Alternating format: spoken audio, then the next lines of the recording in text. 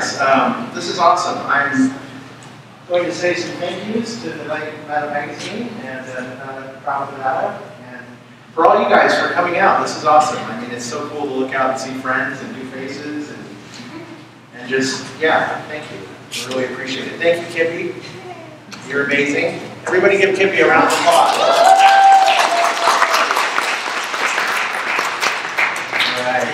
So I apologize in advance if this is too basic, or I mean, how many of you guys have shot night photography? So I'm probably going to be telling you a lot of stuff you've already heard, and I apologize. But how many of you shot? Yeah, how many of you?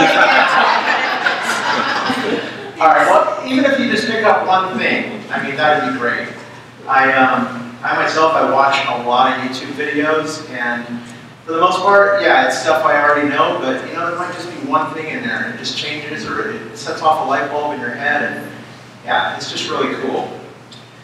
So, I'm going to attempt to cover star trails, the Milky Way, and painting with light. I don't know if we can get through all that, but I think we can. So let's talk a little bit about equipment. What are you going to need? A camera.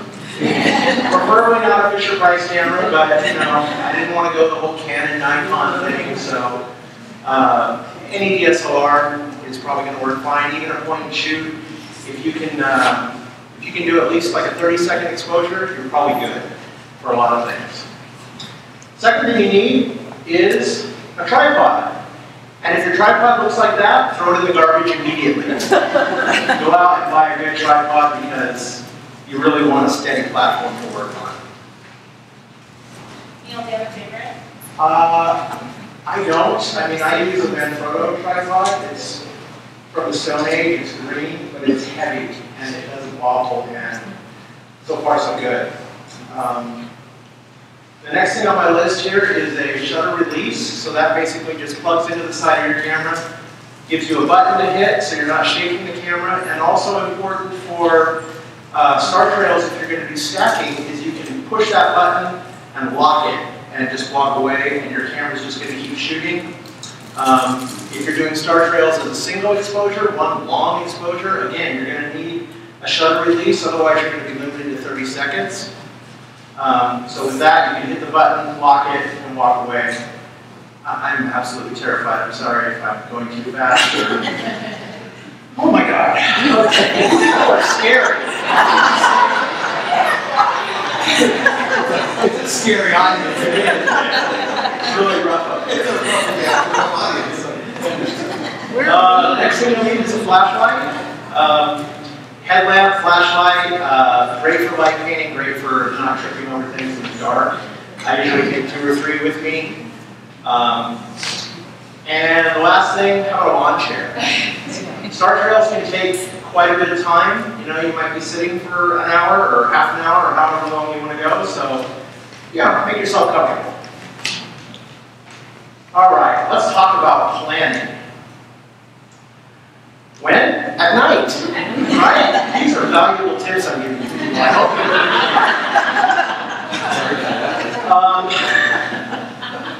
as far as shooting, I would say stars as well as Milky Way, you're going to want to do it on a new moon or when the moon is going to rise after your planned shoot time. So you want to kind of bear that in mind. If you've got a big bright moon in the sky, it's going to wash out the Milky Way. Star trails, you might be able to get away with it if it's a small moon, but really shoot for a period when there's a new moon. What are you doing with that? It's a long exposure, it's okay. Clouds are evil, avoid them. Clouds will just completely ruin the stars. I mean, even a little bit of clouds, you can look up some nights and the stars will just look fuzzy. If you've got any of that going on, it's really not the best time to shoot. So I always try and go out when there's no clouds. The Milky Way is best to shoot in the summertime. The galactic head, which is the big, cool, gaseous part that everybody wants to photograph, is really only visible, correct me if I'm wrong, but it's like April to October maybe, or September. The rest of the time here, where we live, it's going to be below the horizon and you're never going to see it. Going out in the summer is great, and in my mind I'm thinking, yeah, I should be doing all this night photography in the summer. For some reason I never do. I like to go out when it's -5. But as far as shooting in the winter, the cold temperatures are really nice for your sensor because when you're leaving your shutter open for a long time, you might start seeing these little red and green pixels, and that's where your camera is heating up and you're getting these hot pixels. So cold is cool. I mean, it kills your batteries faster, and you know it's miserable. And I like to see these suffer though. So really, you can do star trails, and in the summer and the winter, Milky Way is better for summer. Also, the cold air is usually clearer, so you'll get the stars will be brighter. So you can kind of do it any time of the year. Where? Seek dark skies. I put up a dark sky map there. If you live on the East Coast, you're hosed. Fortunately, where we live, man, we've got so much dark sky, it's just awesome. I always try and plan my shoot for the direction I'm shooting. So the Milky Way will usually rise in the south and kind of travel southwest. So if I know I'm going to shoot the Milky Way, I don't want to be north of Reno because I'm pointing my camera to the south. I'm going to get all this light pollution. If I'm doing star trails, typically I'm going to be pointing to the North Star, because they all rotate around that star. So, something like that, maybe I want to be north of Reno so that I have, clean horizon that way and not a lot of noise pollution or light pollution. So, I mean, it kind of helps to just keep those things in mind. I mean, Gardnerville, awesome for Milky Way because you've got nothing to the south. So that always kind of goes through my head. But then the next thing is, it's not just about the sky. And what I mean by that is, just because you've got this cool picture of the Milky Way, it's really just the Milky Way. So try to, incorporate something into the foreground. Just like you would with any composition, you want foreground interest. You want, just something more interesting than just the sky. And I think that really elevates a photo, if you have more than just the Milky Way. Use apps and tools for locations. This is something I do. I guess I'm kind of a tech geek, but some of my favorites, PhotoPills. PhotoPills, they just finally released it for the Android, so I have it now. And that's a picture of one of the tools in PhotoPills, the bigger image on the right. And they call it augmented reality. And you can actually just, take your phone and hold it up. I don't know where my phone is.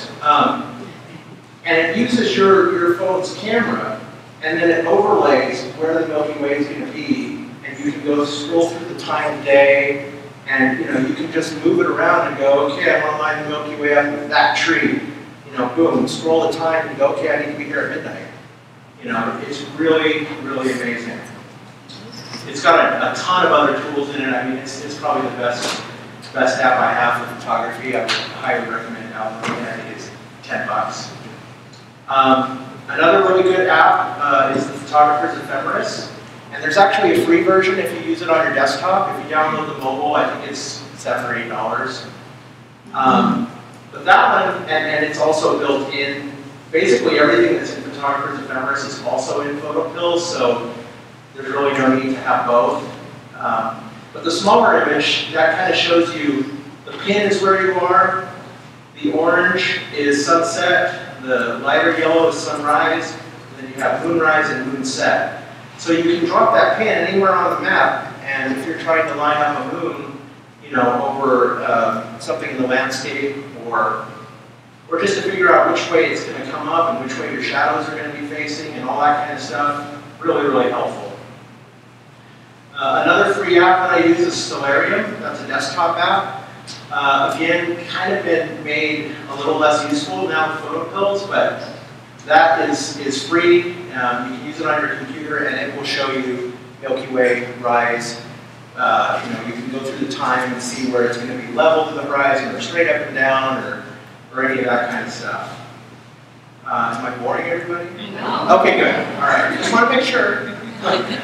Google Earth is obviously another tool. I mean, I spend countless hours in Google Google Earth, just scouring and looking for things. And the nice thing about that is there's a lot of photographers that will actually drop a picture on the location.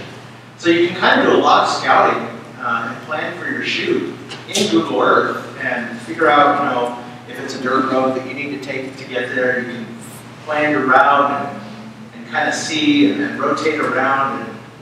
And it's just a really awesome tool. And again, that was free. All right, let's go on to Star Trails here. So there's basically two ways to do Star Trails. You can stack your shots or do a single shot. So I kind of just wanted to go over the pros and cons of each method. Stacking basically means, let's say you're going to shoot the sky for half an hour and you're going to do 30-second exposures. So you're literally going to set your camera up, you're going to start shooting, and what I do is I just put my camera in continuous shooting mode. I grab my shutter release and just lock it, and then it'll do a 30-second exposure, a 30-second exposure, a 30-second exposure, just one consecutive right after another. I let that go for a half an hour, and then I've got, I don't know, somebody do the math, I've got, 90 files. And the cool thing about doing it that way is, let's say some Yahoo comes through your shot with a headlamp on. I'm not looking at you, please. And he pulls out your foreground. Well, that's just one frame now. So you can go in and fix that frame. Or let's say you've got, an airplane flies through your shot. You've got this little dotted line now. Well, you only have one shot to deal with that in, and you can go through and fix that. And then there's free software out there that will take all those 90 pictures and it'll do a stack, and it'll just watch it on the screen, and it'll just build a star trail. And that's pretty cool. That's really the method I use. The other one is just a single shot where you're just going to hit the button, you're going to put your camera in bulb mode, which just means it'll be open for as long as you tell it to. Hit the button, lock the release, and just let it go for half an hour. My experience with doing that is you get a lot of hot pixels because your camera is just on that whole time. Also, you don't have the control you do if something happens with lighting in the foreground, car drives by, whatever. It's kind of ruined your shot. So I'm sure there's other pros and cons to doing a single shot. I just find it way more flexible to stack. Yes? Would you mind sharing what software you use? Yes. For the Yeah, actually all the links in the software is printed out on a piece of paper and it's in the... This one? Yes, For under stacking software. Okay. Yeah. Thank you. So let's talk a little bit about exposure settings and where to start. Now, obviously, those settings are just kind of where I start. If I'm going to do a stack, I will usually go at 2.8 for 30 seconds at ISO 2000. That usually gives me a pretty good shot. There's always variables. It's digital. If it doesn't work, change it. Do something different. I mean, you can look at the back of the screen and go, that sucks. And make changes. Is that a technical term? That is a technical term, sir. So, if you want to do that same shot for a single exposure, again, I use photo pills because math is evil. And it's got a really cool feature in there where it will do equivalent exposures. So I told it I'm going to do a shot at 2.8 for 30 seconds at ISO 2000. Well, what if my camera is horrible at ISO 2000 and it's filled with noise and I just can't do it? Well, then I just typed in, okay, I want to shoot at 5.6, give me a little more depth of field, and I want to shoot at ISO 100. It told me it needed to be 40 minutes. So that's just really cool because, late nights in math just don't really work for me. So that's another really good tool to use photos for. And yeah, I think that pretty much covers that. The stacking tools, like I said, are free. I'm not sure if both of these are PC and Mac. I'm on a PC and I know that both of these have PC versions, but I would be very surprised if they were not Mac as well. One more thing before I go forward. that I wanted to talk about a little bit is focusing in the dark, because that can be a real challenge. Obviously, when you're shooting star trails, you want the stars to be sharp, hopefully. And the best way to do that is if your lens has, well, let me back up here. The best way to do it probably is to go out in the daytime and focus your camera to infinity, like a very far mountain peak or something that's just way, way out there, and see where your lens is actually at. Because if you just go out and you set your lens to infinity, if you have a depth of field scale on it, sometimes infinity is not infinity. Like I know on mine, if I go to infinity, it's just a little back from infinity. So it's always nice to know exactly where infinity is on your lens. And some lenses don't have a focus scale on them, so you might just want to mark it with a Sharpie, or I don't know, take a knife to it and just carve it on the mark. But that's not something you really want to mess with in the dark. It's kind of a pain. The other thing you can do is, if you're shooting with a bright lens like a 2.8 or even wider, is you can point your camera at the stars, go into live view, and then magnify it twice to get to 10 times, and then you'll see, hopefully the brightest star. And you want to focus until that star is just the tiniest dot you can make it. Does that make sense? So yeah, and then as far as, I just kind of mentioned shooting the North Star. Does everybody understand that the North Star is where they all circle around? That's, if you want to get that classic trail where you've got a point and they're all circling, you want to basically shoot the North Star. And again, PhotoPills or any of those other apps are going to show you where the North Star is in the sky with your phone. You can just go, there it is. If you don't know how to find it any other way. All right, keeping on with my business, let's talk a little bit about the Milky Way. Someone turn off the light, Lee. I'm sorry. I waited by you here or something. Somebody else. I would say the Milky Way is more critical to have dark skies than star trails, just because it's typically, again, the galactic center is typically close to the horizon, so if you have a lot of light pollution, it's just going to kind of wash out. I'm not saying it can't be done. I mean, I've shot the Milky Way at Lake Tahoe, and yeah, it's cool, but the darker skies you can get, the better. And I mean, gosh, we live in the perfect place. We can go, out toward Fallon, and like, there's nothing out there.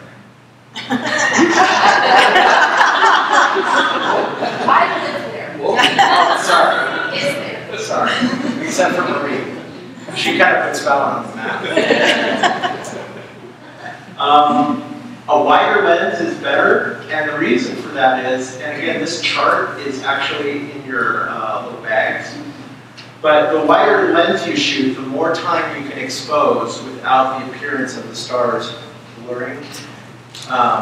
So if you think about it, if you're shooting, with like a 200 millimeter lens at the stars, I don't even know if it was up that high. It looks like you were shooting with an 85 millimeter, you can only do a 6-second exposure. Well, at 6 seconds, man, your ISO is going to have to be so high to capture the stars. I mean, it's just going to be garbage. So really, as you get wider and wider, look, if you go to a 14 millimeter lens, you've got 36 seconds. I don't know that these numbers are, it's just something I grabbed off the net. I usually go for 30 seconds, so maybe I'm a little more conservative. But those are really good numbers to start with. And again, shoot the picture, look at it. If you see your stars starting to streak a little bit, shorten the time. And just a couple seconds is probably all you need to do. So typically when I shoot the Milky Way, I like to shoot at about 14 millimeters. It just gives me the most time to grab that light, because the shutter's really got to be open to pick that up. There are nights when it's very dark and very clear and you can see it, but a lot of times it's so faint in the sky, and then when you get that image in the computer,